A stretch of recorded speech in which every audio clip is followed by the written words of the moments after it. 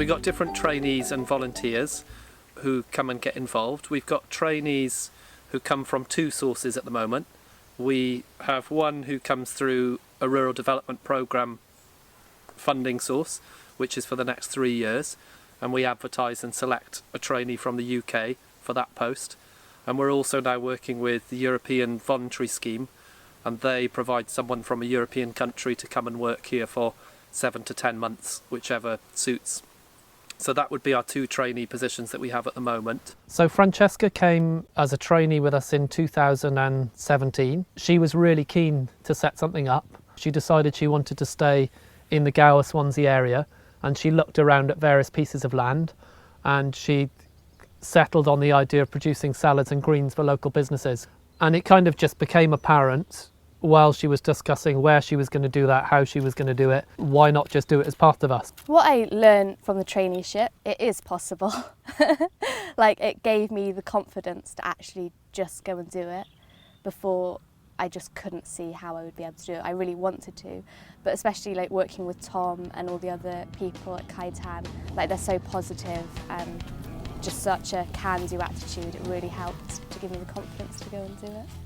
I had like an informal apprenticeship in my early 20s in Camp Hill in Southern Ireland, and for me that was like the most useful bit of education I've ever had. You know, I'd been through school, I did A-levels, I eventually went back and did a degree at some point as well, but clearly the most valuable training that I ever had was that year or 2 years when I had an apprenticeship in the garden.